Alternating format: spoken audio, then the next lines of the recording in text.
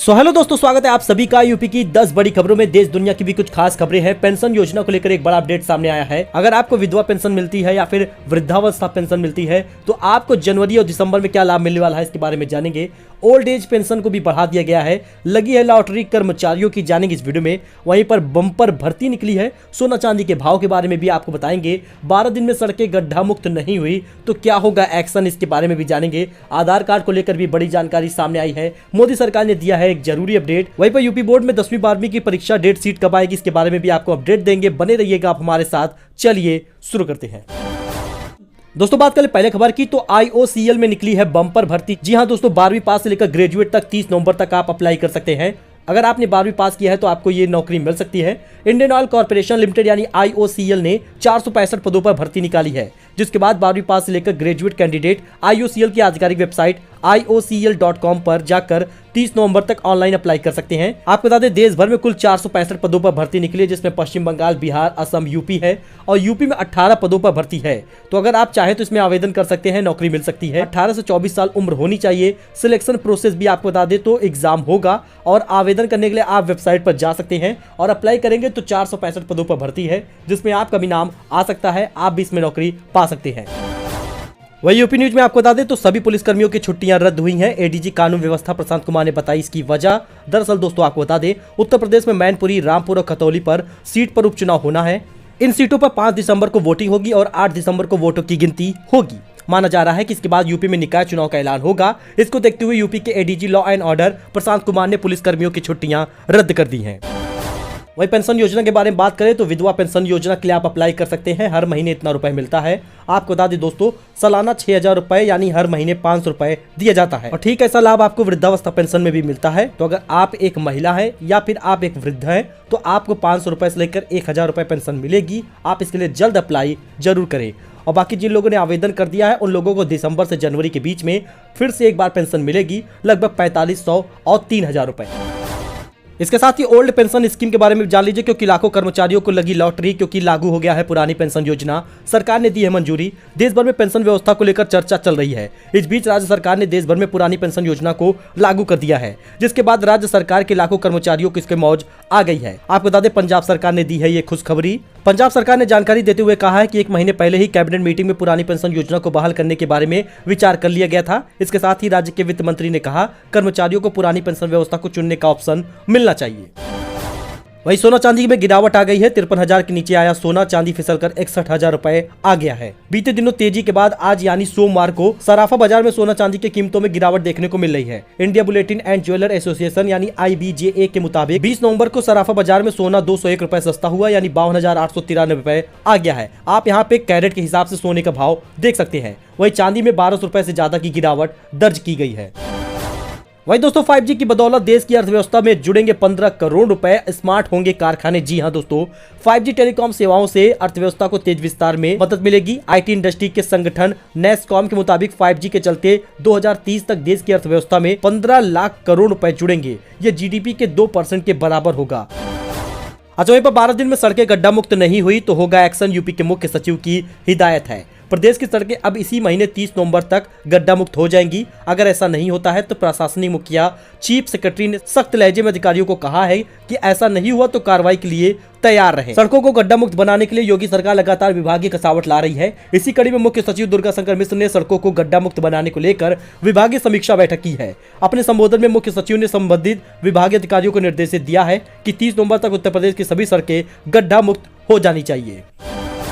अगर आपके पास भी आधार कार्ड है तो जान लीजिए, क्योंकि केंद्र सरकार एक बड़ा अपडेट लेकर आई है। मोदी सरकार ने दिया है ये जरूरी अपडेट, जान लीजिए इसको तुरंत। देश भर में करोड़ों आधार कार्ड धारक ऐसे हैं जिनके लिए एक बड़ी खबर है। आज के समय में कोई भी काम करने के लिए आधार कार्ड का इस्तेमाल किया जाता है। ऐसे में केंद्र सरकार ने आपको एक जरूरी जानकारी दी है। आपके पास भी आधार कार्ड है तो क्या आपको भी सरकार की तरफ से 4,78,000 रुपए का लोन देने की बात सामने आई है? अगर ऐसा है तो आप अलर्ट हो जाइए, क्योंकि सरकार ऐसा कोई भी लोन नहीं दे रही। हाल ही में सोशल मीडिया पर एक ऐसा मैसेज तेजी से वायरल हो रहा है जिसमें दावा किया जा रहा है कि सरकार आधार कार्ड वालों को 4,78,000 रुपए का लोन दे रही है। तो PIB ने ट्वीट करके इसकी जानकारी दी है। ये पूरी तरीके से फेक है। आप यहाँ पे इनका ट्वीट भी देख सकते हैं। It is being to claim that the central government is providing a loan of 4,78,000 to all Aadhaar card owner, so this claim is fake, do not forward such messages. यानी ऐसा अपडेट आ गया है, तो आप ऐसे लोन अगर मैसेज आते हैं या कॉल आती है तो आप अलर्ट रहें।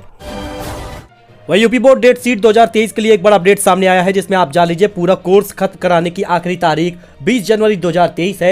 यूपी बोर्ड 10वीं 12वीं के लिए प्री बोर्ड का जो एग्जाम होगा वो 1 फरवरी से 15 फरवरी तक होगा और यूपी बोर्ड के प्रैक्टिकल परीक्षाओं का आयोजन 16 फरवरी से 28 फरवरी 2023 तक होगा। यूपी बोर्ड एग्जाम का आयोजन मार्च 2023 से शुरू हो जाएगा। मिड टर्म एग्जाम के अंकों की वेबसाइट पर जारी होने की तारीख नवंबर 2022 के अंतिम सप्ताह रहेगी। बाकी जानकारी के लिए आप यूपीएमएसपी की वेबसाइट पर जा सकते हैं, यानी आपको मार्च में एग्जाम देना है।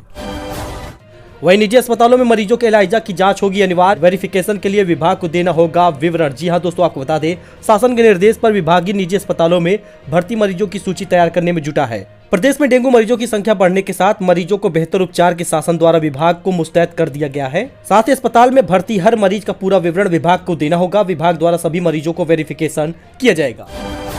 अच्छा, वहीं पर गिरिडीह का एक न्यूज सामने आया है, जिसमें सुख सुविधा और करोड़ों की संपत्ति त्याग मुंबई के हीरा व्यवसायी का बेटा बना सन्यासी। हीरा कारोबारी मनीष के घर पर दुनिया की सारी सुख सुविधाएं मौजूद उनका बेटा हित भाई को हीरे की चमक अपनी ओर आकर्षित नहीं कर सकी। वह दुनिया की तमाम भौतिक सुविधाओं को त्याग संन्यास ग्रहण करते हुए गृह त्याग कर दिया। अब वे हितांश शेखर के रूप में जाने जाएंगे। वेदर अपडेट के बारे में भी जान लीजिए, क्योंकि दिल्ली एनसीआर में कोहरा और पहाड़ों पर बर्फबारी जारी है और मैदानी इलाकों में ठंड है। जानिए मौसम का पूरा अपडेट। दरअसल दोस्तों, दिल्ली में लगातार पारे गिरते जा रहे हैं। पिछले दिन ही 9 डिग्री तापमान पाया गया है। दिल्ली में प्रदूषण और ठंड का दोनों का अटैक जारी है। वहीं उत्तर प्रदेश में भी औसत से ज्यादा रहा है कोहरा। पहाड़ों में हो रही बर्फबारी का असर यूपी के कई इलाकों में देखने को मिल रहा है। मौसम विभाग की माने तो आने वाले कुछ दिनों में ठंड और बढ़ जाएगी। वही यूपी में गाजियाबाद पहला और मेरठ दूसरा प्रदूषित शहर। जानिए अपने शहर का हाल, चेक कर लीजिए एक्यूआई। दरअसल दोस्तों, आपको बता दें वायु प्रदूषण के मामले में यूपी में गाजियाबाद सबसे पहले और मेरठ दूसरे स्थान पर है। रविवार की सुबह 7 बजे गाजियाबाद के वसुंधरा में वायु गुणवत्ता सूचकांक 315 आया और मेरठ के गंगानगर और नोएडा के सेक्टर 62 में 311 एक्यूआई दर्ज किया गया है। अब बात कर ले तापमान की, तो मेरठ में न्यूनतम तापमान 10 डिग्री रहा और 19 नवंबर को सबसे कम तापमान यहां पे देखा गया। वहीं लखनऊ, ग्रेटर नोएडा और कानपुर का भी हाल खराब है। रविवार की सुबह 7 बजे लखनऊ के 6 में से 2 सेंटरों पर हवा की स्थिति बेहद खराब रही। एक्यूआई 200 के पार रहा। वहीं अमृत 2.0 के तहत 14 शहरों की 1600 करोड़ की 24 परियोजनाओं को मिली स्वीकृति। स्वच्छ पेयजल योजना पर फोकस होगा। यूपी के 14 शहरों में 1600 करोड़ की 24 परियोजनाओं को शासन ने स्वीकृति दे दी है। इनमें सीवरेज की 1 व पेयजल की 23 परियोजनाएं शामिल है। जी हां दोस्तों, 20 नवंबर आज से फ्री राशन मिलेगा, लगभग 35 किलो चावल। इसमें गेहूं तो नहीं मिलेगा, लेकिन आपको चावल के साथ इस बार चना तेल नमक मिल सकता है, क्योंकि ऐसे बहुत से कोटेदार हैं जिनके पास तो चना तेल नमक की पैकेट अभी भी बची हुई है और सरकार ने यह आदेश दिया है कि बची हुई पैकेट को राशन कार्ड धारकों को वितरण करना है। जी हां दोस्तों, कार्ड धारकों को मुफ्त राशन वितरण में इस बार गेहूं नहीं मिलेगा, केवल चावल का ही वितरण किया जाएगा। इस बार ये राशन पूरी तरह से निःशुल्क रहेगा। रविवार यानी आज 20 नवंबर से पूरे जिले में यानी उत्तर प्रदेश के सभी जिलों में राशन की दुकानों पर राशन वितरण होगा। प्रति यूनिट 5 किलो के हिसाब से चावल बटेगा, यानी अगर आपके राशन कार्ड में 6 लोग हैं तो 30 किलो चावल आपको फ्री मिलेगा। और चावल की इस बार जो क्वालिटी है वो भी अच्छी होने वाली है, क्योंकि सरकार ने निर्देश दिया है कि खराब क्वालिटी का चावल राशन कार्ड धारकों को वितरित नहीं किया जाएगा। 30 नवंबर तक राशन का वितरण होगा, तो आप जाके राशन ले सकते हैं, यानी लगभग 10 दिनों तक राशन वितरण होगा।